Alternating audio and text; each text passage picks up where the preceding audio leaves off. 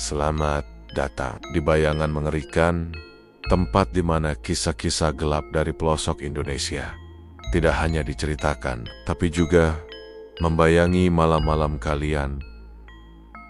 Dalam cerita kali ini, kita akan masuk ke sebuah desa yang tidak tercatat di peta dan mengikuti pesta yang tidak semua orang bisa hadiri. Pesta 7 malam.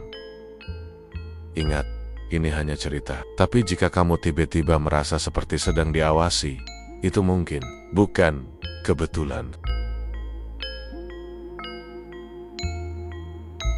Pernah nggak sih kalian dengar soal sebuah pesta yang katanya cuma diadakan 1 kali dalam setahun di tempat yang nggak ada di peta, dan yang ikut pesta itu nggak pernah balik lagi?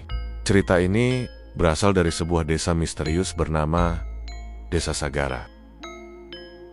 Gue, mahasiswa tingkat akhir yang lagi ngerjain skripsi tentang budaya-budaya aneh di daerah terpencil Indonesia. Suatu hari, gue dapat info dari temen gue yang kerja di dinas pariwisata. Katanya ada satu desa di Jawa Tengah, namanya Desa Sagara, yang setiap tahun ngadain semacam pesta 7 malam.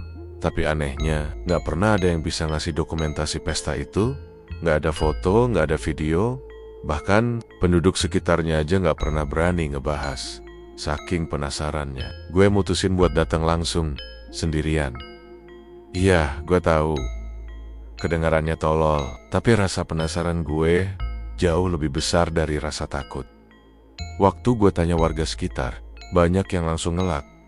Desa Sagara, mas gak salah denger, tapi gue yakin info gue bener. Akhirnya ada satu bapak tua yang bisik-bisik bilang, kalau memang niat ke sana, jalan kaki aja dari Simpang 3 Gubuk Kramat, tapi jangan jalan pas matahari udah condong ke barat. Gue jalan sesuai petunjuk dan bener aja. Makin masuk ke dalam hutan, suasananya makin aneh. Langit mendadak kelabu. Dan waktu gue lihat jam, ternyata udah hampir maghrib, padahal tadi masih siang banget. Begitu gue nyampe desa itu, hawa dinginnya gak wajar. Desa Sagara tuh kayak beku, sepi, gak ada suara burung, jangkrik, apapun. Tapi tiba-tiba, dari balik kabut, ada suara gamelan kecil yang halus banget. Dan gue ngeliat lampu-lampu kecil menyala di tengah desa. Gue disambut sama ibu-ibu yang senyumnya lebar banget, tapi matanya kosong. Mereka gak nanya gue siapa, cuma bilang, "Selamat datang, kamu sudah dipilih."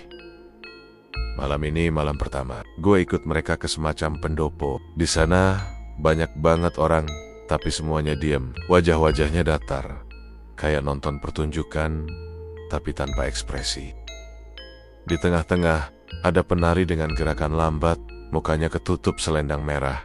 Setiap gerakannya bikin bulu kuduk gue berdiri, dan anehnya, kayak semua mata, bahkan yang dibalik bayangan ngeliatin gue.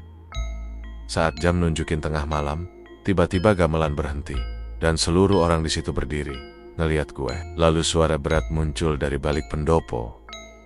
"Tamu baru, siapkah kau menjadi bagian dari 7 malam ini?" Gue bertahan di desa itu, nyamar sebagai tamu. Tapi tiap malam, acaranya makin serem.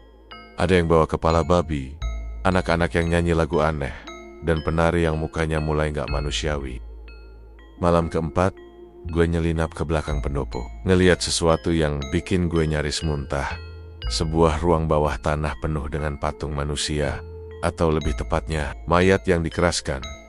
Semua wajahnya menunjukkan rasa ketakutan. Salah satu dari mereka pakai jaket yang persis kayak milik mahasiswa hilang yang pernah gue baca di berita 2 tahun lalu. Tiba-tiba, seorang nenek muncul dari balik pintu dan berkata, mereka yang gak bisa ikut sampai malam ke-7 dijadikan penghuni abadi desa ini. Malam ke-7, gue niat kabur, tapi jalan keluar udah berubah bentuk. Jalan yang tadi hutan, sekarang jadi seperti jurang gelap tak berdasar. Penduduk desa berdiri, mengelilingi gue. Dengan wajah yang gak lagi manusia, gue lari ke pendopo, dan lihat jam, tepat jam 00 semua orang di desa itu berdiri kaku. Gamelan berhenti, sunyi, udara mendadak beku. Tiba-tiba, dari belakang gue, ada suara lirih. "Kamu berhasil menyelesaikan 7 malam. Tapi kamu bukan tamu. kamu penerus. Lampi mati. Suara tawa kecil terdengar. Dan sejak saat itu, gak ada yang pernah lihat gue lagi. Cerita ini mungkin cuman fiksi, tapi kalau suatu saat kamu dapat undangan pesta dari desa yang gak ada di peta, pikir 2 kali sebelum datang, karena sekali kamu masuk ke pesta 7 malam, gak akan ada jalan pulang. Itulah kisah malam ini. Apakah kamu masih yakin pesta 7 malam itu hanya fiksi? Atau kamu mulai merasa pernah mendengar suara gamelan di malam sepi? Kalau kamu suka cerita horor seperti ini, jangan lupa untuk like videonya, share ke temanmu yang suka hal-hal mistis, dan tentu saja subscribe channel Bayangan Mengerikan, supaya kamu gak ketinggalan kisah-kisah kelam berikutnya yang mungkin lebih dekat dari yang kamu kira. Sampai jumpa di cerita berikutnya, hanya di Bayangan Mengerikan.